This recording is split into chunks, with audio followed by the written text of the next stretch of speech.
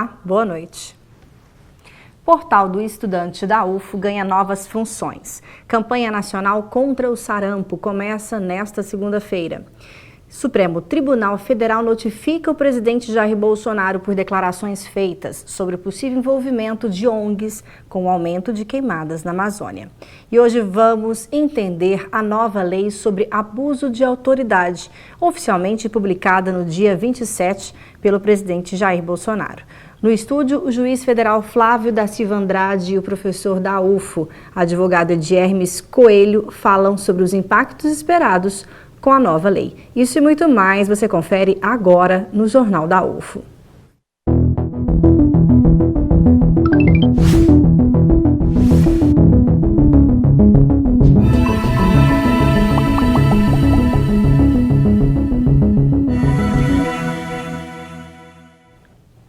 A partir de hoje, todas as solicitações que atualmente são requisitadas presencialmente pelos alunos da UFO, agora poderão ser feitas no ambiente virtual, através do Portal do Estudante. Confira as mudanças.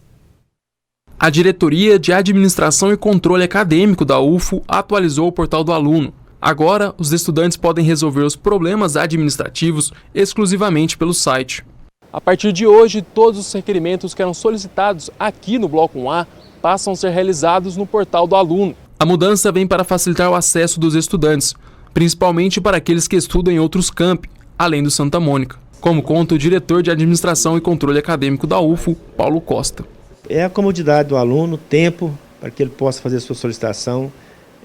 Nós tínhamos uma demanda de 2.300 a 2.500 solicitações mensais presenciais, e com filas e com tempo. Com esse novo procedimento, o aluno ganha comodidade, ganha tempo, para que possa fazer com mais tranquilidade de sua casa ou de onde ele estiver.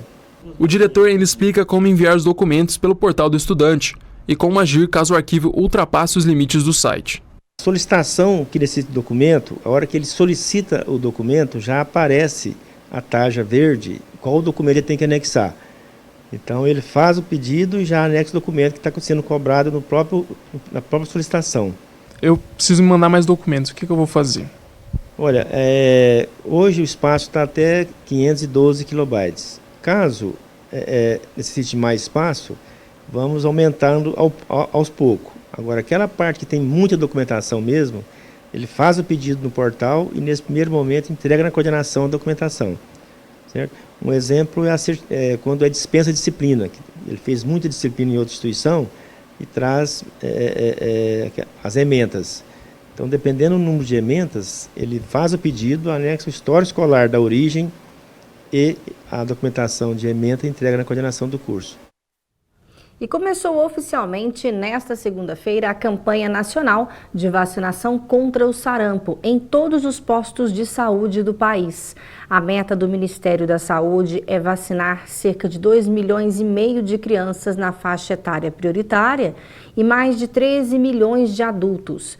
Para isso, a pasta garantiu a maior compra de vacinas contra o sarampo dos últimos 10 anos. Ao todo, 60 milhões de doses da tríplice viral foram adquiridas para garantir o combate à doença nos municípios. Em Uberlândia, os postos de saúde já estão preparados para receber a população. Veja e entenda mais. Hoje no município de Uberlândia nós temos 74 salas de vacina.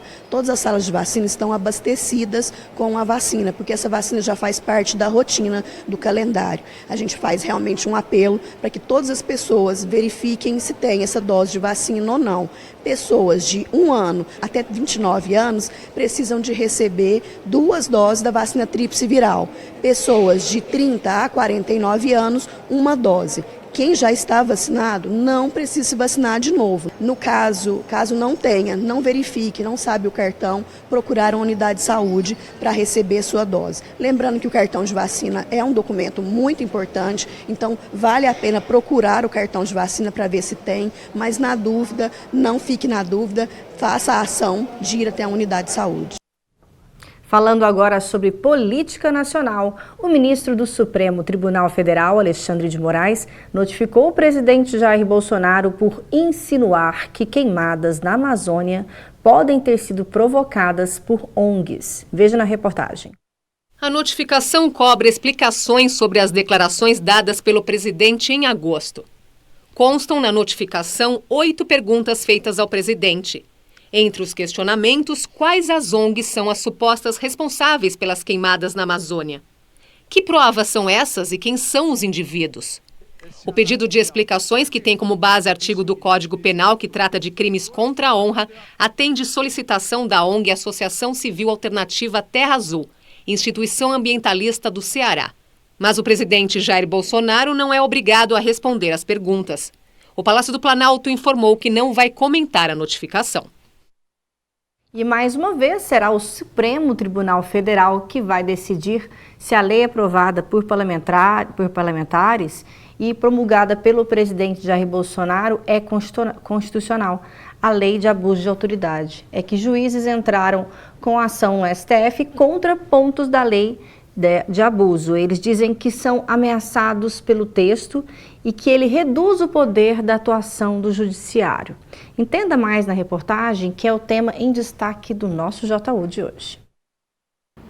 Depois de um vai e vem entre o Congresso e o Palácio do Planalto, o texto final da Lei de Abuso de Autoridade foi aprovado por deputados e senadores e promulgada pelo presidente Jair Bolsonaro.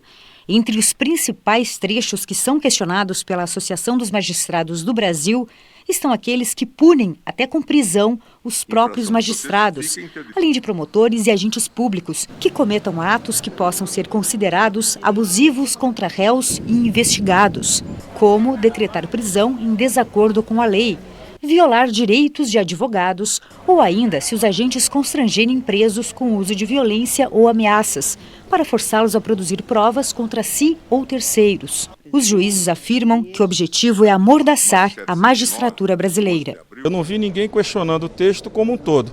Teve uma parte de problema na polícia, que é essa questão de algemar, e a questão do artigo 43 das prerrogativas dos advogados. Quem tem poder precisa responder pelos seus atos. No estúdio recebemos aqui hoje o Flávio da Silva Andrade, que é juiz federal. Boa noite, doutor Flávio. Boa noite. Foi um prazer, eu venho até aqui para conversarmos sobre esse importante assunto. Muito importante. E também recebemos, para refletir sobre essa lei de abuso de autoridade, o professor Ediermes Coelho, que é da Faculdade de Direito aqui da UFO. Boa noite, Boa professor. noite, prazer retornar a casa. Que bom. Bom, vamos falar então sobre essa lei de abuso de autoridade. Na verdade, já existia essa lei, né? Já existe essa questão do abuso de autoridade na nossa Constituição. Mas na visão de vocês, ela precisava ser atualizada? O que você acha, professor? Bom, a lei de abuso de autoridade que nós tínhamos até então vigente, fora disposições esparsas, como no próprio Código Penal, artigo 350, ela realmente estava muito aquém de toda a complexidade das relações que nós temos hoje entre cidadãos, entre administrados e as devidas situações de eventuais abusos que podemos ter. O fato é que era necessário, de longa data, vinha se discutindo essa necessidade de uma atualização legislativa a respeito do assunto, embora talvez a oportunidade do surgimento dessa lei possa até ser questionável. Doutor Flávio, o que o senhor acha? Eu também acho. Nós temos ainda em vigor, né, a Lei 4.898/65, que é a lei de abuso de autoridade que tem o propósito de sancionar, né, de punir quem se excede, quem pratica abuso de autoridade. Essa lei realmente precisava ser aprimorada, ela precisava contemplar situações que hoje precisam ser melhor regulamentadas. Mas o grande questionamento é o contexto em que essa lei 13.869 de 2019 foi aprovada. Essa lei foi aprovada exatamente no momento em que a Operação Lava Jato avançou e alcançou figuras que detêm poder econômico, poder e influência política. Então, me parece que a grande queixa dos juízes, dos promotores, de auditores e policiais também diz respeito a esse contexto, né? Imaginem que algumas figuras do Senado da República implicadas em processos penais se movimentaram para que aquele projeto de lei das 10 medidas tendentes a aprimorar e recrudescer o combate à corrupção se transforma, ao final, uma parte dele numa lei de abuso de autoridade que, de algum modo, vai ser utilizada para inibir, para retalhar juízes. Mas é claro que o assunto comporta muita discussão. Então, vocês acham que pode enfraquecer, de certo modo, a Operação Lava Jato? Essa é uma questão bastante delicada. Veja só, nós temos que tentar dividir, compartimentar, me parece, a questão. Uma coisa é nós discutirmos todas as questões que possam envolver o abuso de autoridade e que afetam ao cidadão comum, que eventualmente seja atingido por isso. A outra coisa diz respeito à oportunidade de emergência desta lei. A oportunidade está ligada a fatores políticos, está ligada a diversas questões da Lava Jato. Mas mesmo aí, me parece que não há um problema em se discutir isso. A Lava Jato, do ponto de vista jurídico, avançou o sinal em algumas coisas que efetivamente representam um abuso, no mínimo um abuso de poder, mas que não tinham previsões jurídico-penais adequadas, jurídicas e nem jurídico-penais adequadas a lidar com isso. A grande questão é saber até que ponto isso foi o necessário e até que ponto isso foi simplesmente uma movimentação política.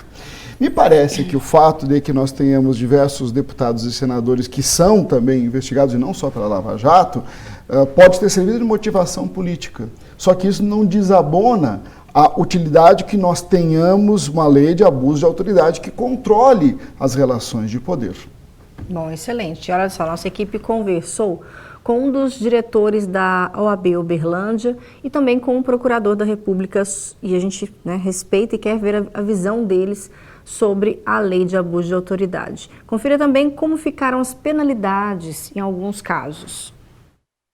O texto prevê a punição de representantes dos 3 poderes, além do Ministério Público. As penas vão de 1 a 4 anos de prisão quando imagens de investigados forem divulgadas, forem obtidas provas de forma ilícita, for feita a condução coercitiva sem antes intimar a pessoa a comparecer ao juízo, for determinada a prisão de forma expressamente contrária à lei, deixar de conceder habeas corpus quando for cabível.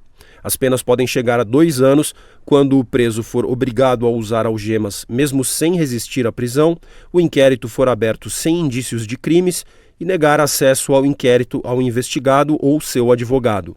A lei de abuso de autoridade, no meu ponto de vista, é uma lei extremamente acertada e que, sem sombra de dúvida, ela vai trazer mais garantias para a população.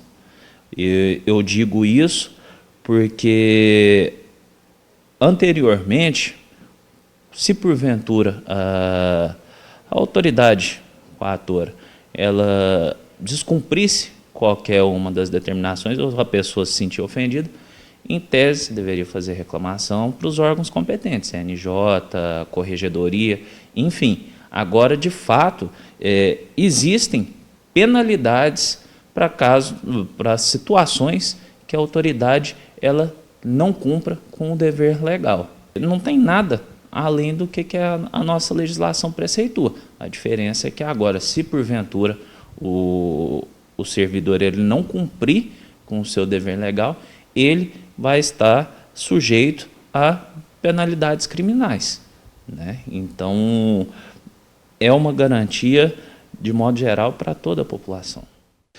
Todo poder, já se dizia, tende a ser abusado. Então é necessário, numa democracia, que nós controlemos o poder. O que não se pode é utilizar de controle genérico sobre a suposta alegação de abuso de autoridade para intimidar as instituições do Ministério Público e da magistratura, do Poder Judiciário, que tem feito um trabalho de combate à corrupção. A lei vem nesse contexto com termos extremamente genéricos e criminalizando muitas vezes a mera interpretação jurídica, e isso não é possível. O provável é que cause uma intimidação e uma dificuldade enorme nos processos apuratórios. Ao invés de nós facilitarmos, por meio da legislação, os processos de apuração de crimes e de improbidades administrativas, nós vamos dificultá-los, porque qualquer conduta que não esteja exatamente conforme descrita na legislação, e mesmo as descritas, elas podem causar uma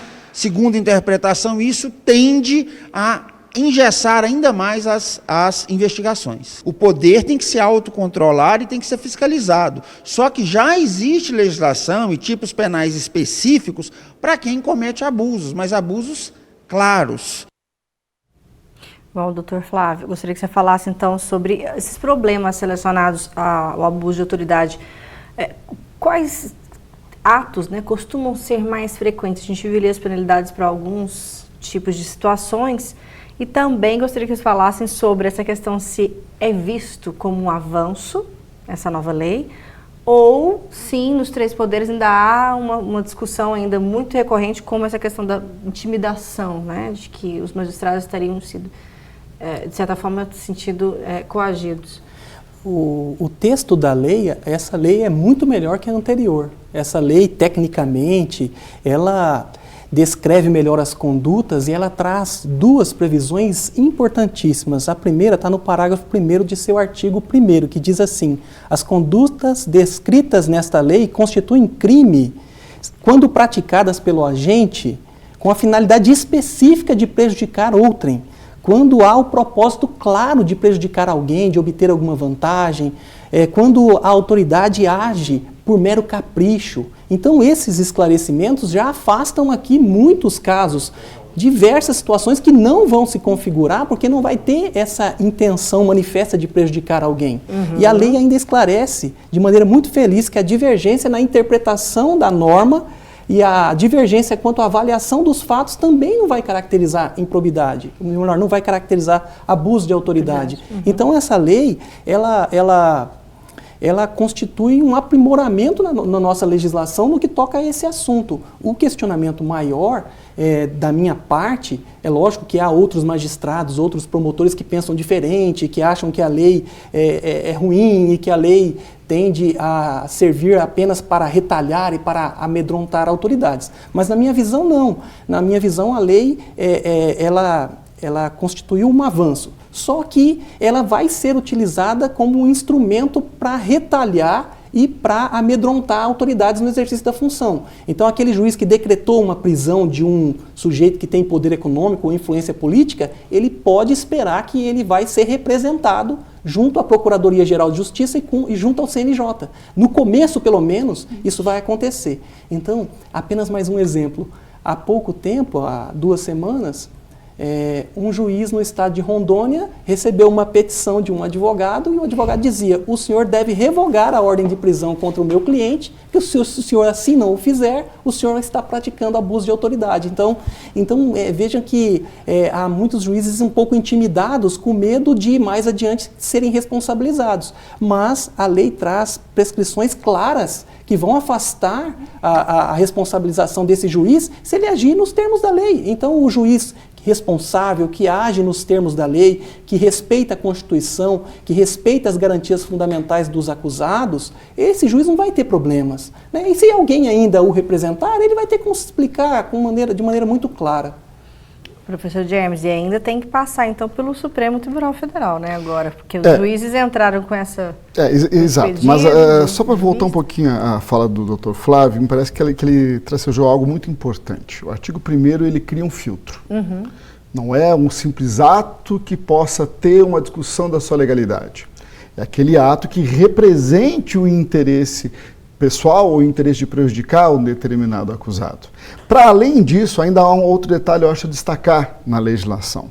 Ela, por exemplo, em dado momento fala em algo manifestamente legal, fala em algo injustificado. Ela menciona itens que dizem ao julgador: ora, basta que você siga os devidos fundamentos legais, basta que você justifique a sua decisão e você não cairá dentro do tipo penal, ou pelo menos não cairá dentro da finalidade específica que o artigo 1º vem a trazer.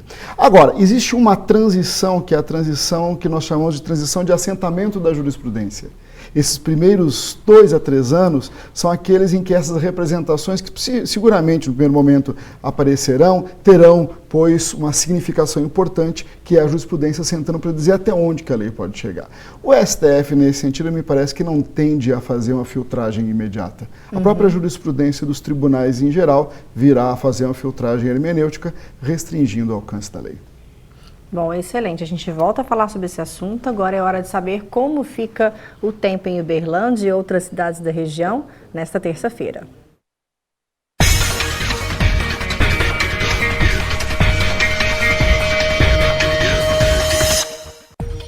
Previsão de pancadas de chuva em Uberlândia nesta terça-feira. A temperatura mínima fica 22 graus e a máxima 31. Mas a chuva ainda não chega em Monte Carmelo, que tem céu parcialmente nublado. Mínima de 24 graus e máxima de 34. Em Patos de Minas, também há probabilidade de chuva. Os termômetros marcam entre 22 e 31 graus. Deve chover em alguns momentos do dia em Ituiutaba e as temperaturas ficam mais amenas, com mínima de 22 e máxima de 32 graus. Terça-feira, parcialmente nublado em Paracatu. Por lá, as temperaturas ficam entre 25 e 35 graus. Agora é hora de você saber sobre os eventos que acontecem aqui na UFO nesta semana. Confira.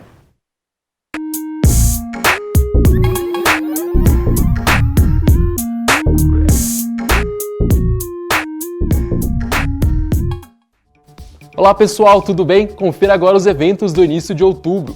A Semana de Internacionalização da UFO teve início hoje e vai até quarta-feira. A InterUFO é um espaço para se compartilhar experiências de dentro e fora da universidade. Nesta edição, o evento pretende debater questões de mobilidade, linguagem e cultura. O The Voice Pet acontece nesta quarta-feira. As inscrições podem ser realizadas até o dia do evento, às 7 horas da noite. A atividade acontece em Monte Carmelo desde 2016. A grande novidade desta edição é que agora a comunidade externa também pode participar. O formulário de inscrição você encontra no site Eventos UFO. A 7ª jornada de fisioterapia começa nesta quinta-feira. O evento comemora os 10 anos do curso de fisioterapia da UFO. A abertura vai ter a presença da paratleta Verônica Hipólito, medalhista nos Jogos Rio 2016. Para conferir a programação completa, acesse o site eventos.ufo.br. O Eventos UFO fica por aqui. Na próxima semana eu volto com mais dicas de eventos para você. Até mais!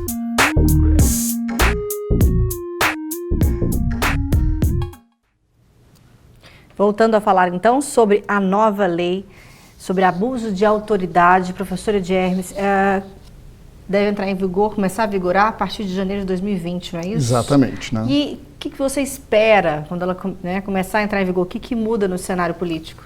Bom, eu acho que nós vamos ter, insisto, um período de assentamento. Me parece que, do ponto de vista político em si, nós teremos algumas pressões que envolverão especialmente o legislativo em relação ao judiciário. Há uma tensão no ar, digamos assim, que terá que ser acomodada com algum cuidado. Mas me parece, sobretudo, que passados esses primeiros sustos, passados esses primeiros impactos, nós tendemos a ter um pouquinho de a casa assentando direitinho nos seus pilares. Me parece, por exemplo, que questões como prisão preventiva, hoje cerca de 40% dos presos do Brasil são presos de natureza provisória, especialmente através da prisão preventiva. Questões como essas tendem a ser melhor clareadas, tendem a ser melhor delineadas, para que as prisões preventivas deixem de ser uma espécie de válvula de escape através de algo que a lei não prevê objetivamente como tal. Então, coisas dessa natureza tendem a ganhar uma conotação mais racional, me parece, a partir de 2020. E tem também a questão, eu vi ainda essa discussão que casos anteriores, antes da data promulgada, não vão ser... Não vai mexer. Então, tem gente que pergunta no caso do julgamento do ex-presidente Lula, que foi questionado muito, a questão do abuso de autoridade pelo então juiz Sérgio Moro. Isso não influencia em nada, é importante a gente deixar claro isso. O que nós podemos ter, por exemplo, um indivíduo que esteja preso preventivamente há 3, 4 anos, e temos alguns casos que não era para ser assim, evidentemente, o advogado pleiteando a sua liberdade em janeiro, em fevereiro, o juiz tendo que se manifestar a respeito disso, nós podemos ter uma discussão sobre a legalidade ou não da manutenção desse indivíduo em prisão, mas insisto, com o filtro do artigo 1º, que foi muito bem destacado pelo Dr. Flávio anteriormente. Excelente. Doutor Flávio, ainda o que precisa avançar em termos de legislação, principalmente no que se diz ao judiciário?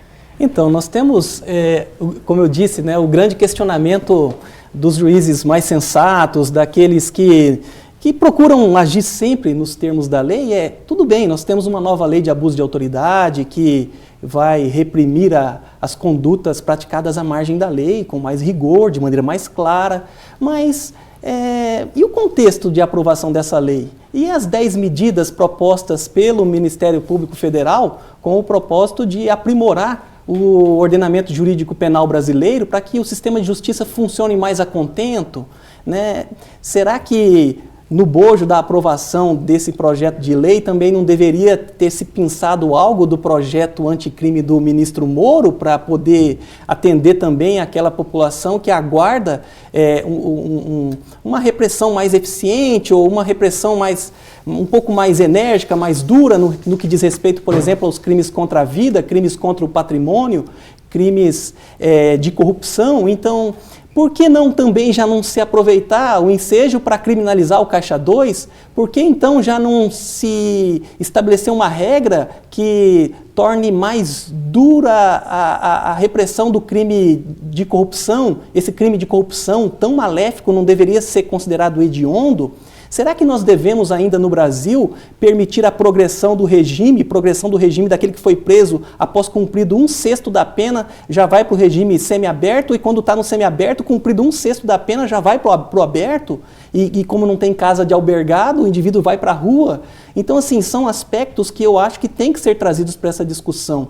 Eu, antes do programa, eu e o doutor e o professor doutor Edi Hermes conversávamos. Hoje há alguns juízes já se sentindo intimidados, juízes que chegaram a revogar a prisão de pessoas que tinham sido recolhidas, tinham sido presas, e o juiz já se sentindo amedrontado, retalhado, já correu e revogou a prisão. Ora, ele não tinha fundamentos para decretar aquela prisão, por que então decretou? Né? Então vejo juízes aí já indeferindo ordem de penhora online, né, de Bacenjude. A lei nem entrou em vigor ainda. Então, qual é essa preocupação toda? Então, os magistrados também têm que entender que o Parlamento brasileiro aprovou essa lei e nem por isso agora eu vou indeferir o pedido de prisão formulado pela polícia. Se a polícia e o Ministério Público estão requerendo uma prisão de alguém, eu vou indeferir dizendo, não, eu estou com medo porque agora nós temos uma lei de abuso de autoridade? Não. Decida nos termos da lei, avalie se os requisitos estão presentes ou não. E pronto, né? Mas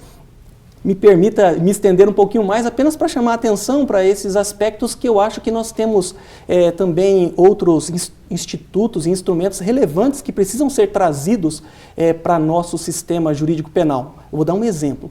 O indivíduo que é preso em flagrante hoje é levado para a chamada audiência de custódia, onde vai se averiguar a legalidade da prisão e a necessidade de ele permanecer preso ou não.